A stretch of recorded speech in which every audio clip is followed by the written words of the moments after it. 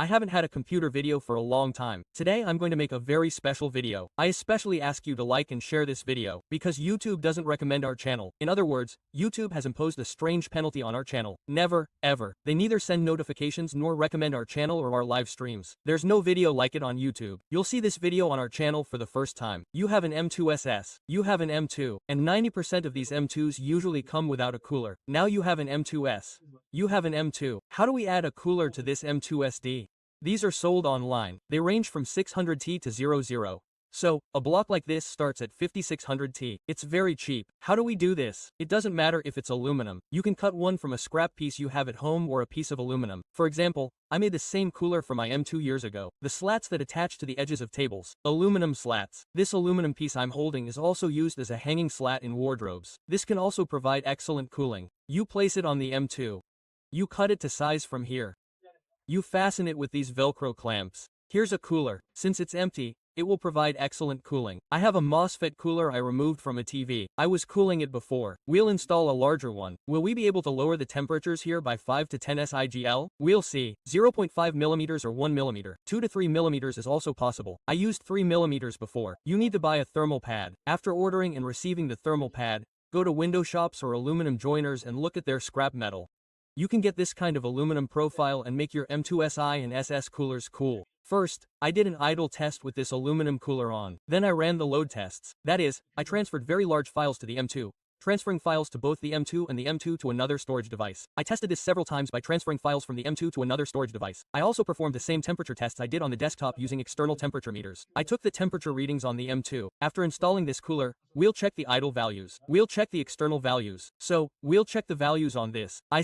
We'll see how this cooler performs by importing and exporting files. I'll move on to the second part. Now, let's shut down our computer. By the way, when removing components from the computer, you absolutely must turn off the power to the power supply. Now, we're removing at least 2 of ours in place. We've been cooling with this component for about 4 years. Now, let's move on to this. Let's see if our temperatures will differ.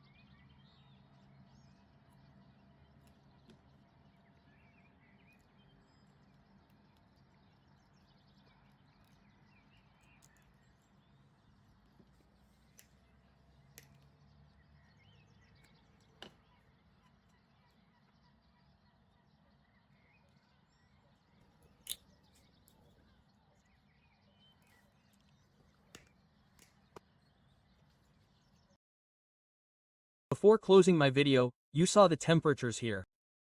I absolutely recommend adding a similar cooler to your M2 or M2S. We saw significant differences when measuring with and without the cooler. During a 248 GB file transfer, we observed temperatures reaching 60 to 64 degrees Celsius without a heatsink. There wasn't much difference in temperature between the new and old coolers. So, both were working. That's how we got there. As I mentioned in the introduction to the video, you can control the temperatures of your M2 and M2 SSDs using a piece of thermal pad and a piece of aluminum block. By controlling these temperatures, you'll extend the lifespan of your M2 and SSDs and significantly increase their performance. I hope this was a helpful video. We'll keep coming back for more videos like this.